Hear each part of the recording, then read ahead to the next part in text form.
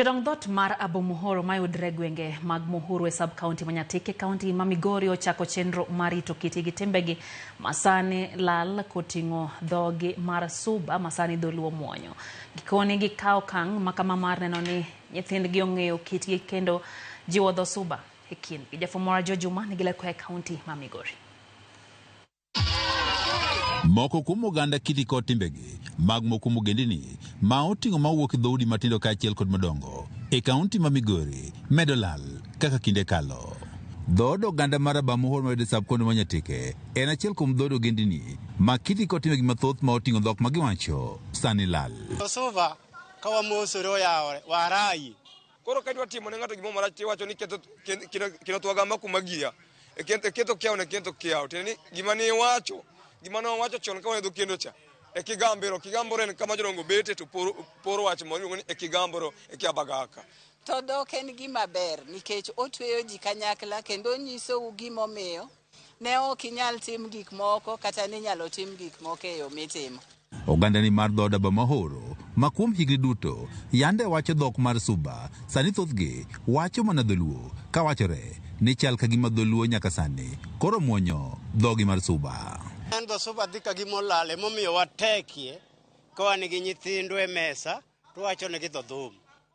E kinde limbe mare ogengo mag Miuru kama dhoudi 12 mag oganda mar Abomuhoro dake ne oyango ni thothgi sani wacho dholuo ma oloyo kata dhod Suba. Thoth jodongo ema pod wacho dho Suba karawere sanja emong'eyo dho Suba malong'o. An king'iyo generation monyuol chakre 1980s kabiro mbele ka most of them gikia Kisuba ni nyaka kawuono ibiro kenyolo nyathi wan kata kawuono kidhi dalawa kata mana nyathi na ibiro yudo kaluonga ni tata. Ma en ranyisi ni dholuo dhi ka muonyo dhoodno mar Suba e kinde oganda mar Abomuhoro mayudore e wardno ma Mihuru Bei e sub-county Manyatike. Tinde tutamo gimo otemo muonyo wa ingawa pod wan e iye. Kidhi e pinje modongo iyudo ni ng'eny development kata research mitimo madongo kitimo gi dhok bedo mayot maloyo ka ji ng'ang'e ni gi dho jomoko. Washington Somba achiel kuom jodongo kaachiel kod oganda moko e dhoodno mar Abomuhoro wacho ni e kind oganda luo kaachiel kod dhoodno mar Abomuhoro emosemiyo kiti kod timbegi ma oting'o dhogi koro lal. Gimoro madhowa kani kendruok koro odhi omadhowa ma koro Miuru ni ikonge akonga kaka wan koro jomadongo gi ka biro ae taparo ni obiro dok chien mang'eny. Nyithindo nyuomo kabila mamoko to ng'eni koro mine mapuonjo nyithindo dhokgi konyuomo nyaluo bro wacho gi nyathi dholuo koro Suba ni obro winje maybe ka wuon gi wacho. Jakom mar ruokno ma jodongo e dhoodno mar Abomuhoro Simon Orondo mani oketie komode chieng' manyoro wach na achiel kuom tije madongo modhi timo en rito kiti kod timbegi mar oganda mar dhoodno mar Abomuhoro. Mondo wamany gik mane wan go makoro selal e nyasi ni dikoro nitie kimila wakate oganda wa wan gi tugo miluongo ni mbegete ni tinde gigo lal nikech joma ne timo gi no lal koro mae mwaneno ni wachak wadwoke.